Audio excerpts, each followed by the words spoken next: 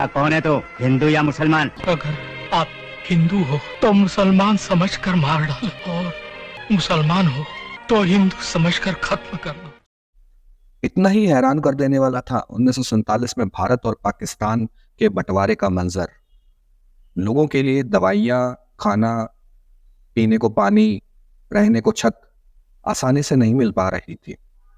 लोग ट्रेनों, बैलगाड़ियों, जिसको जैसे मिला वैसे बस कहीं चले जाना चाहता था, एक सुरक्षित जगह पर।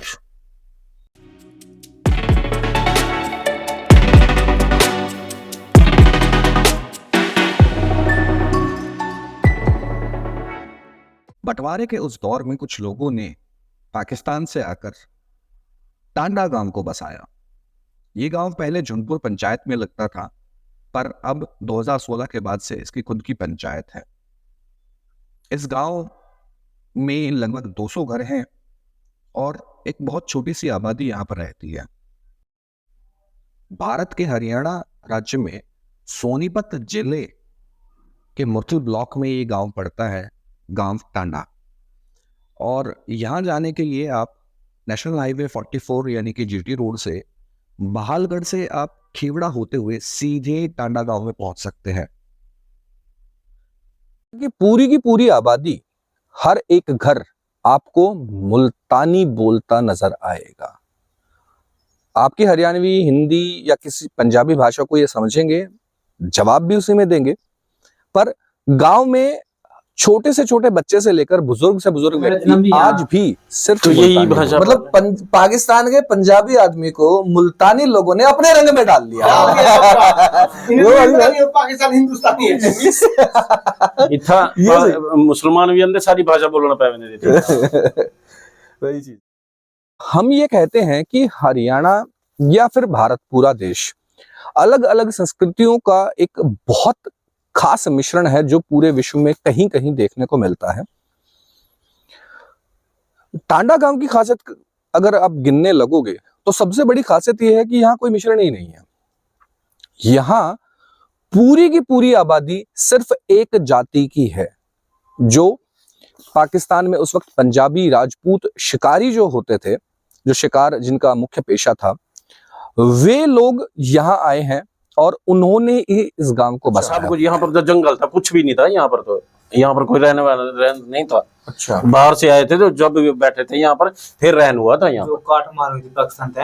हाँ, जब वहां से भागे थे। ये एक दो घर थे यहाँ पे, ऐसे ऐसे आते रह गए। कोई कबीला सा, मतलब शुरू में जब आए थे ना, जट हुआ घर था एक, हाँ, वो भी चले गए। कहीं बियाबान में आकर कुछ परिवार यहाँ बसे तो उस वक्त से लेकर आज तक एक प्रॉपर डेवलपमेंटल प्लान ना होने की वजह से इस गांव की गलियां ज्यादातर अभी आपको कम चौड़ी नजर आएंगी और कई सारी और सुविधाएं भी आपको नहीं देखने को मिलेंगी। जैसे गांव के अंदर का मंदिर बहुत छोटा है, जो सरकारी स्कूल यहाँ पर है वो भी अभी बस प्राइमरी स्टेज में है, और गांव में एक चौपाल जो है वो बस मात्र 70 गज की जमीन में बनाई गई है। तो ऐसे में पूरे समाज को सामुदायिक गतिविधियों के लिए कोई जगह ही नहीं है। गांव की पंचायती जमीन गांव के से कई किलोमीटर दूर यमुना नदी के किनारे इनको अलॉट की गई है, जिसके कारण गांव में ये दिक्कत बहुत बड़ी जनता को सामने आती है। कोई दुख सुख हो तो भाई जगह होनी चाहिए इस चीज की। कोई शादी ब्याह हो तो उसका भी कुछ समाधान होना चाहिए ना भाई। मतलब गांव में कोई जैसे सामुदायिक भवन होता है या चौपाल जैसे, जो हाँ जी, वो है ही नहीं। है ही नहीं। है तो सही, छोटी थोड़ी है, कम है यानी 70-80 गज में। पंचायती जमीन पे बनाए जा सकते हैं ऐसे कुछ? पंचायती जमीन तो कोई है ही नहीं जी यहाँ। फिर भी यदि देखा जाए तो हरियाणा के बहुत सारे पुराने गांवों की तुलना में एक्सपोनेंशियली या आनुपातिक रूप से अगर आप देखते हो तो इस गांव ने बहुत तेजी से प्रोग्रेस की है। और अगर यहाँ सरकार थोड़ा सा ज्यादा ध्यान दे तो ये गांव, ये ऐसे ही गांव जो बाद में बसे थे, वो बहुत आगे जा सकते हैं, क्योंकि लोगों के अंदर जो मेहनत का जज्बा है वो अलग ही देखने को मिलता है यहाँ पर। बाकी गांवों की जो डेवलपमेंट है, जितना आगे जा चुके हैं, आपका गांव कितने साल और लगेगा कि भाई हम सब के बराबर आ गए लगभग सब गांवों के? वैसे तो ज्यादा देखा जाए तो तकरीबन पहुंच रहे हैं। क्यों 70 75 साल है, जो 200 साल है वो पीछे रह गए। हम तो बहुत आगे जा लिए।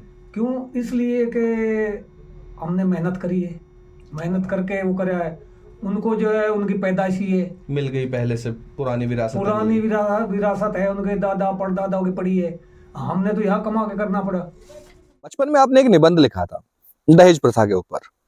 टांडा गांव उस दहेज प्रथा के निबंध की शिक्षाओं पर वास्तविकता से काम करता है। यहाँ आपको लोग दहेज देते नजर नहीं है। हमारे में दहेज का ऐसा कोई सिस्टम नहीं है। अच्छा, हाँ, ये तो बहुत अच्छी बात है। दहेज हाँ, ये हमारे में इतना खर्चा नहीं होता, बहुत कम खर्चे में हमारी शादी ब्याह हो जाते हैं। अच्छा, हाँ, ना तो हम लेन देन करते हैं पैसों का। शादी में अगर दहेज की डिमांड कर ले तो कोई क्या क्या करता? शादी फिर रिश्ता ही नहीं करते। रिश्ता ही नहीं करते? नहीं, हमारे में डिमांड नहीं रखी।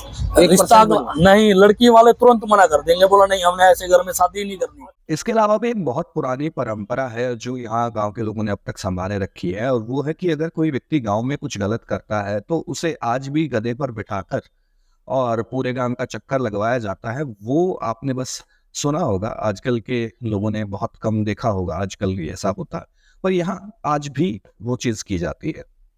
मतलब उसको गंजा करके अगर कोई मतलब गलत करता है तो काला तेल ला दे, हाँ, गधे दे पिला दे, हाँ, 4 गांव में जो घूमने से, हाँ, जो ढोल बजा के, हाँ, जुत्ती डाल दे उसके गले हार गले में, हाँ, पीछे दे अपनी भाषा भी करते हैं ये काम। अपनी भाषा। अरे वाह, ये अभी तो कार्ड ही नहीं होगा, जब करेंगे तो ठोक देंगे। लेकिन हथौड़े हाथ झुका ठोकते रहो पीछे पे। अच्छा, और खाली हाथ में घुमाएंगे उसको, हाँ, पीछे ठोकते रहेंगे।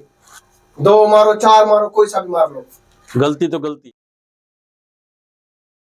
ऐसे ही कई सारी परंपराओं को समेटे हुए है ये गांव टांडा। ऐसे ही कुछ परंपराएं और कुछ नया गांव, कोई नई जगह, कुछ नया इतिहास, कुछ वर्तमान ढूंढते रहेंगे। बने रहिए इंडियाग्राफर के साथ।